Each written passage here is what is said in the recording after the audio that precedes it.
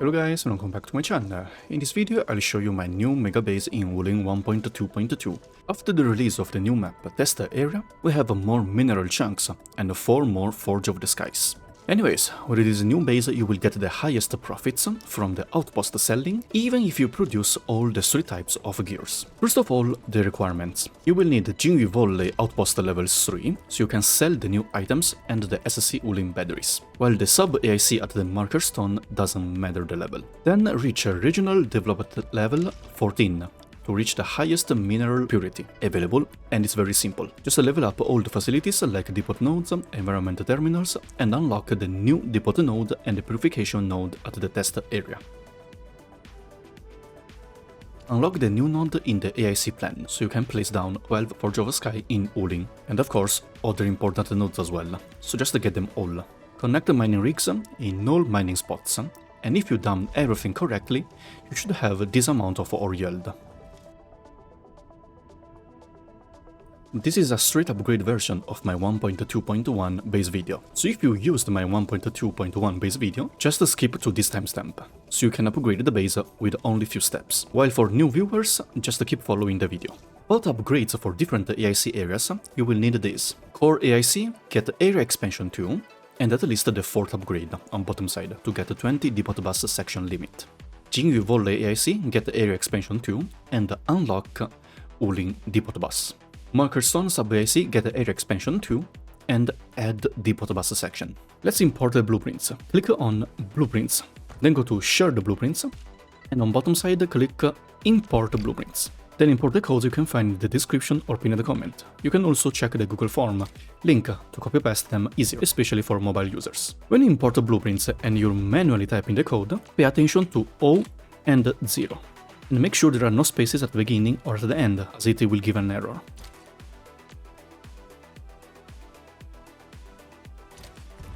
And make sure to don't have anything on the ground, as it will restrict the blueprint deployment.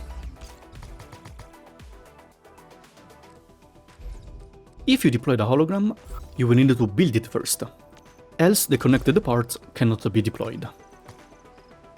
So just click on the hologram and submit all the facilities.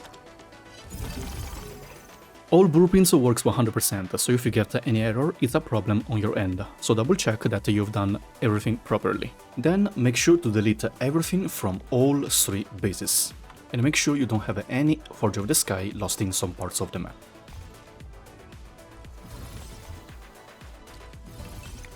You will need to have some materials in the depot to kickstart, so some SC Wuling batteries, 500, at least 500 sand leaves, 500 Yagen. Also make sure to have enough Cuprium parts to make new facilities. Around 1000 should be enough. So if you don't have any, just use the temporary Cuprium blueprint.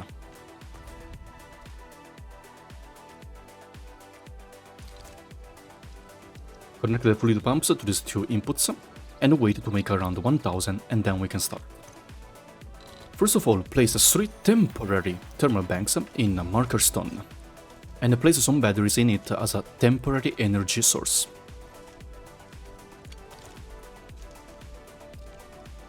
Let's start from the Core-AIC area. Face the map having the river on your left side, and then move the core to the top right side in the corner, and deploy down Wuling 1. Matching the top left corner. And then deploy Wuling 2, connecting the depot bus like this. Following with the Wuling 3. In the middle, matching the depot bus 2. Now deploy Wuling 4 on bottom side, like this.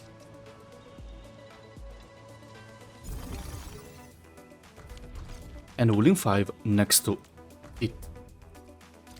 Right here. Now put the Wuling 6 on top right side here.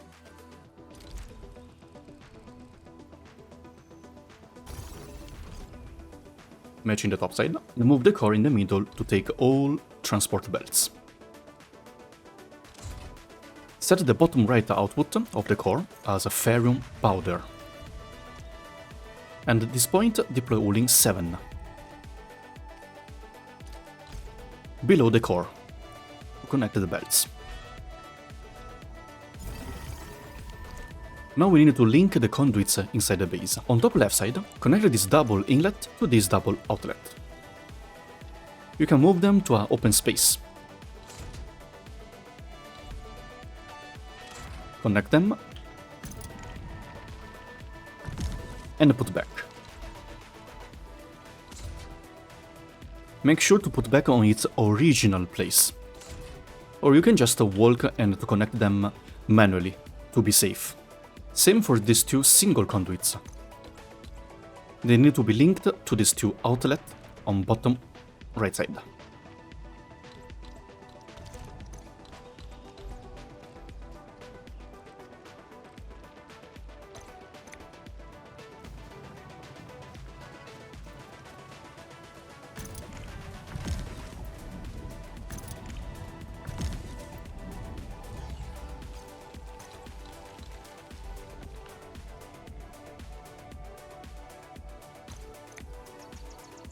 Connect them and put back. Make sure they are connected properly. At this point we need to connect the water pumps. In total you will need 7 fluid pumps and 1 fluid supply unit. On top side, 3 fluid pumps, 2 of them to these 2 pipes.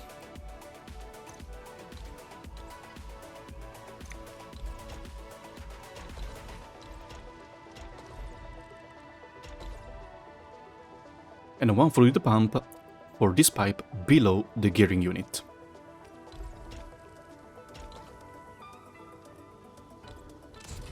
On bottom side, connect 4 fluid pumps into these 4 pipes, making sure each pump is into 1 pipe.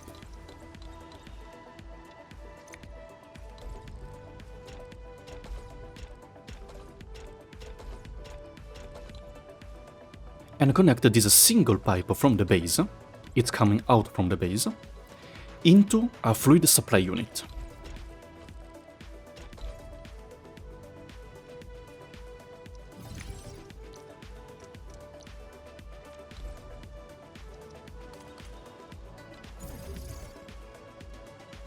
Since the core is pretty far away, I recommend you to place a relay tower here, close to the bridge, for powering issues.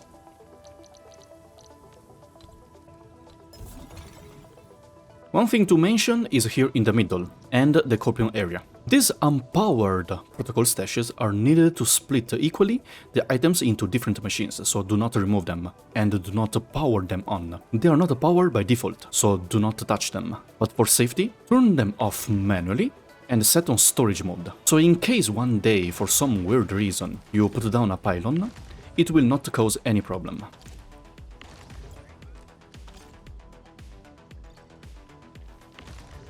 Here is just this one. Everything is working. Now let's go to Jingyu Volley Sub-AIC. Place the map having the lake on your top side, and move the car to the bottom right side in the corner, and deploy 1.2 Jingyu Volley bottom, matching the bottom line. Now place 1 stack of sandleaf in each of these 10 seed machines.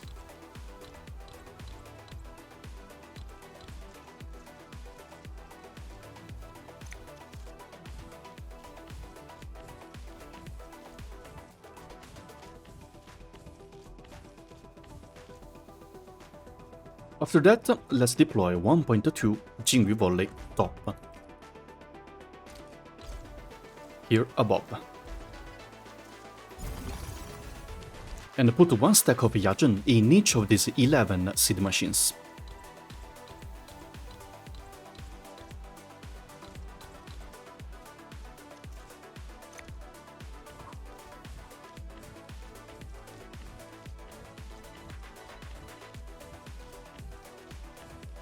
And we have to connect in total 6 fluid pumps, 4 in the center, and 2 on right side. You can place 6 fluid pumps easily here in the lake.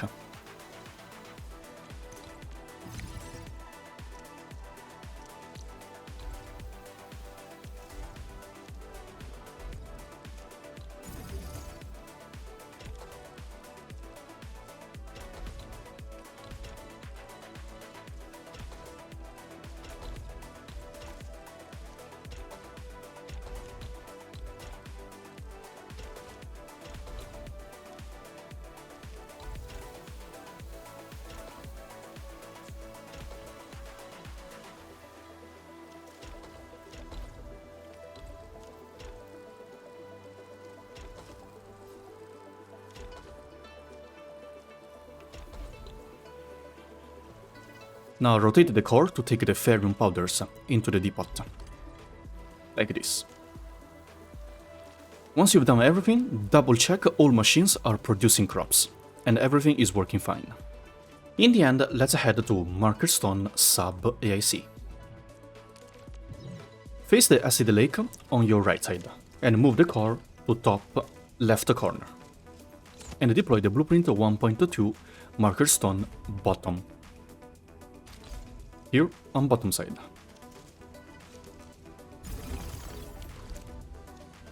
After that, just place a Marker Stone top above it. Like this. You will need to connect 6 clean water pumps and 3 acid pumps. On bottom side, you can use the trick of the camera rotation to see more.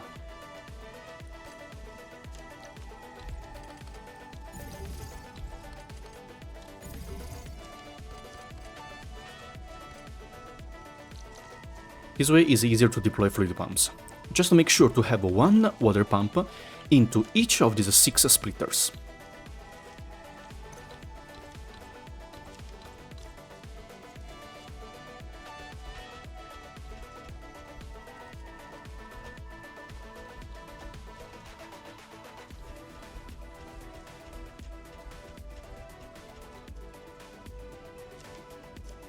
Then connect the 3 acid pumps into these 3 splitters, in the middle.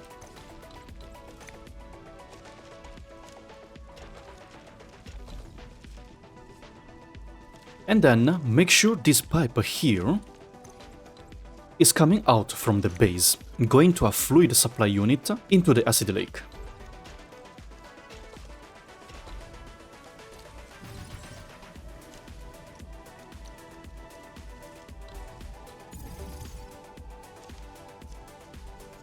This one is coming out from the base, remember.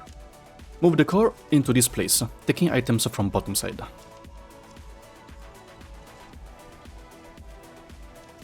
And set the top left output as SC Wuling battery.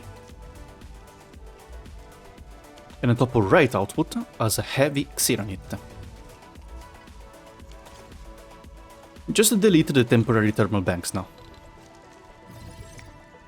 If you connected everything properly, the base will start to work. This part is only for players who used my other 1.2.1 base guide. For players who set up the base already, skip to this timestamp. So beside connecting the new mining rigs and reaching regional development level 14, go upgrade the Marker Stone Sub-AIC sites to maximum and upgrade the Add Depot Bus section. Let's deploy 3 temporary thermal banks and put some batteries in it.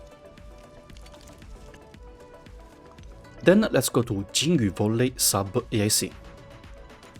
Let's delete everything.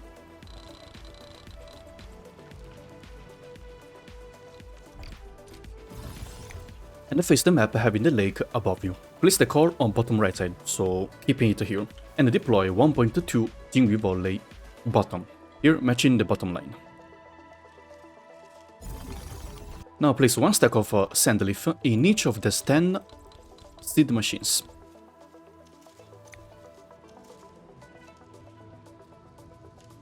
After that, let's deploy 1.2 Jingyu Volley top, here above. Place 1 stack of Yagen in each of these 11 seed machines.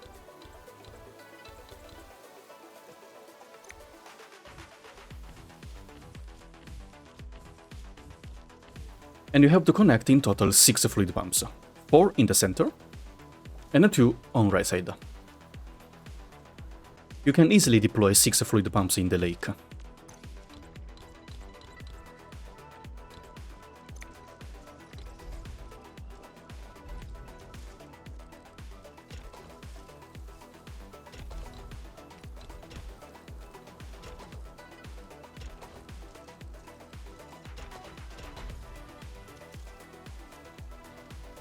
Once you've done everything, double check all machines are producing crops and everything is working fine.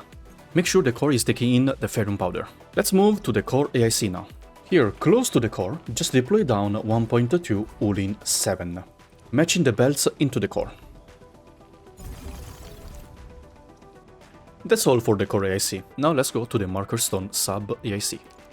Here delete everything, but keep the temporary thermal banks, and face the acid lake on your right side. Now move the core to the top left side, and deploy down the blueprint 1.2 marker stone bottom, here on bottom side. After that, just place 1.2 marker stone top above it, like this. You will need to connect 6 clean water pumps and 3 acid pumps. On bottom side, you can use this trick of the camera rotation to see more. This way is easier to deploy fluid pumps. Just to make sure to have 1 water pump into each of these 6 splitters.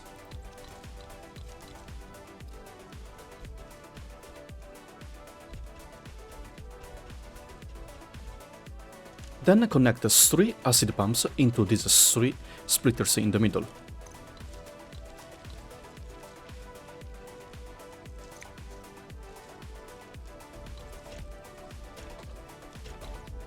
Like this.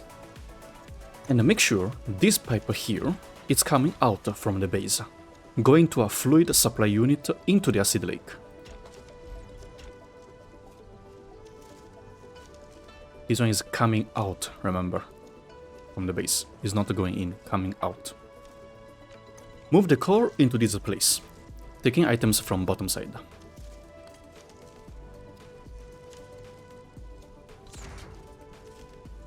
And set the top left output as SC Wuling battery. And the top right side output as a heavy Xiranite. Just delete the temporary thermal banks now. If you connected everything properly, the base will start to work. About the power usage, if you power your turrets with batteries, and it's very recommended to do so, since the SC Wuling batteries last very long in turrets. Like I literally farm at least 5 times per day, and in 1 month I use less than 1 battery, so just do it. And if you don't have that much stuff in the wild, for example I'm not using this so I can even just remove them at this point, then 6.6k power limit should be enough to handle everything. So I can just remove 1 thermal bank here. But if your power usage is above 6.6 thousand, then just keep 3 thermal banks. Or if you want, you can use the MinMax Bat blueprint here.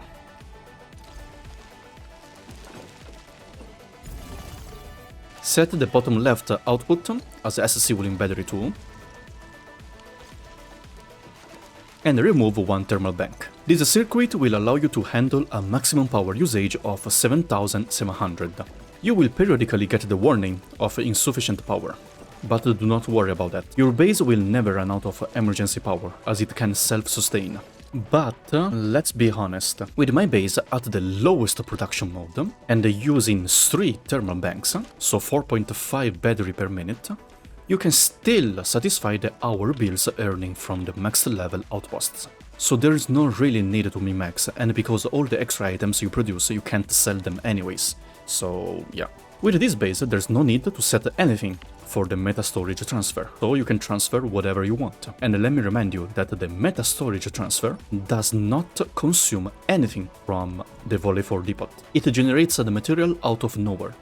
Just to make sure here is set on Metastorage instead of a stockpile. Anyways, set to whatever you want or just set nothing. Let me show you now all the functionalities of the base. In the Core-AIC area, on left side, by default the base will produce Xiranite and Cuprium components for gears, at the speed of 0.5 per minute each. You can manually turn this switch on to stop the productions. Or you can set a number of how much you need. Above here, you can also get the Cuprium parts. Just to turn this switch off, or set a big number, and you will get some Cuprium parts, at the cost of reducing the syringe production. A bit on right side, you can get some Xiranite if you want. Just turn this switch off, or set a number to get them. Just keep in mind to turn this switch on again to clog it when you get enough for your needs. The best way is to set a quantity, so it will stop automatically. Then is at the marker stone Sub-AIC. Here by default you will generate the Hetonite components at the speed of 0.5 per minute as well. You can manually set this switch on to stop its production, since the Hetonite gears are very expensive and is the best to use the Xiranite gears or Cuprium gears for artificing. I personally recommend you to not produce this 24/7. While on top right side here, you have a reactor to make the liquid heavy Xiranite for exploration. The switch by default will only let 1500 heavy Xiranite pass, so enough to fill 3 fluid tanks. And when you need some liquid heavy Xiranite to clear blight, just come here and drag empty bottles to get it and use it. Once you produce enough, you can just remove this reactor.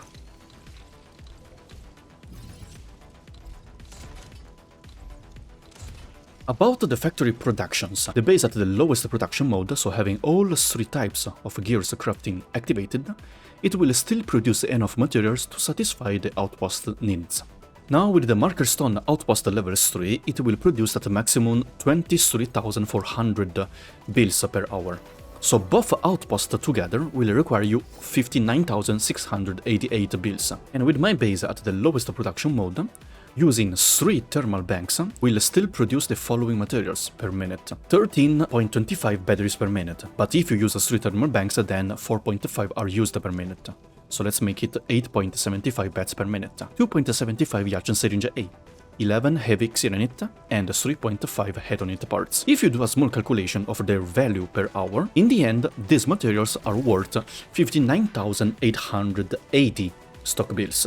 Literally perfectly in balance with the outpost productions. But let me repeat, this is the base at its lowest production mode. Since you just need to consume 100 catalysts every week, so 5,000 of one type of gear components are needed, you can just turn off the other 2 gear productions. It's highly recommended to just turn on the Xiranite and the Cuprium components, and like I said earlier, it's not worth to use the Hetonite components to artifice, as they are very expensive to make. Also, if you use the MinMax Bat circuit, you can save more batteries, or even better, if your power usage is lower than 6.6k, so you just need 2 thermal banks. Just remember to don't let the Yachen Syringe A and the Hetonite parts reach the depot limit, as they produces the sewage for other items, so always sell those first. You can let batteries and heavy Xiranite reach the depot limit, and they will not affect the base functionalities. The base is designed to handle every possible clogging situation. So if you see some water treatment unit not working, just leave it there. Everything has its own use, so do not modify too much the base if you don't know what you are doing. Well, that's it. Sorry for the long video, even if it's just a small update, but I wanted to make sure to explain everything, especially for players who didn't follow the 1.2.1 video. Thanks for watching, hope this video helped you, and see you in the next one. Bye!